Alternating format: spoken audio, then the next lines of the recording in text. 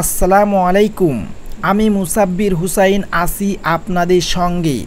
আজকে যে শিরোনামটি দেখাবো, এই শিরোনামটি দেখলে আপনি অবাক হবেন। কারণ মানুষ সন্তান জন্ম দেয় বৃদ্ধ বয়সে পিতামাতার খেদমতের জন্য।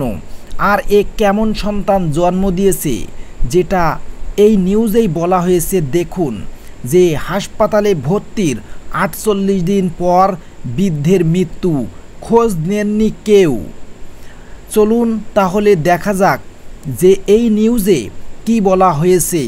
চলতি বছরে ৫ই আগস্ট কিশোরগঞ্জে ভৈরবে উপজেলার স্বাস্থ্য কমপ্লেক্সে আহত অবস্থায় শফিকুল ইসলাম নামে এক ব্যক্তি ভর্তি হন। এই সময় পরিবারের কেউ একদিনের জন্য হলেও খোঁজ নিতে আসেননি হাসপাতালে। টানা ৪৮ দিন হাসপাতালে চিকিৎসাধীন থাকার পর আজ সোমবার সকালে শফিকুল মারা যান। পরে পুলিশ তার লাশ ময়না তদন্তের জন্য কিশোরগঞ্জ সদর উপজেলা হাসপাতালে মর্গে পাঠায়। শফিকুল ভৈরবের পৌর শহরের কালীপুর হাজী মুতালিব মিয়ার বাড়ির আব্দুল জব্বার মিয়ার ছেলে।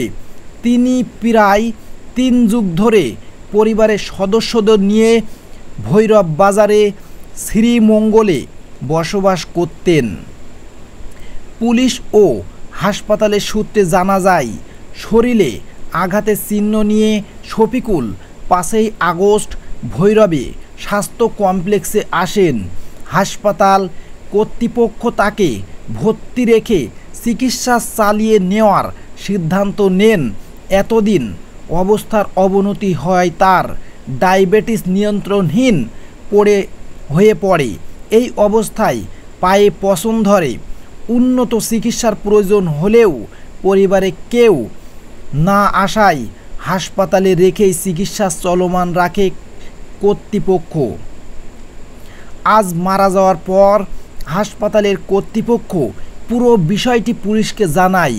পরে পুলিশ এসে লাশটি উদ্ধার করে ময়না তদন্তের জন্য পাঠায়। এই বিষয়ে কথা হয় মারা যাওয়া শফিকুলের ভাই আক্তার মিয়ার সঙ্গে। তিনি বলেন, আমার ভাই ৩৫ বছর ধরে মৌলভীবাজারের শ্রীমঙ্গলে বসবাস করে পরিবারের সাথে। তার ২ ছেলে ও ১ মেয়ে রয়েছে। এই সময়ের মধ্যে বাড়িতে খুব বেশি তিনি আসেননি। ৫ই আগস্ট আহত অবস্থায় বাড়িতে আসেন। হাসপাতালে ভর্তি হওয়ার পর সন্তানেরা খোঁজ নেননি একদিনের জন্যও।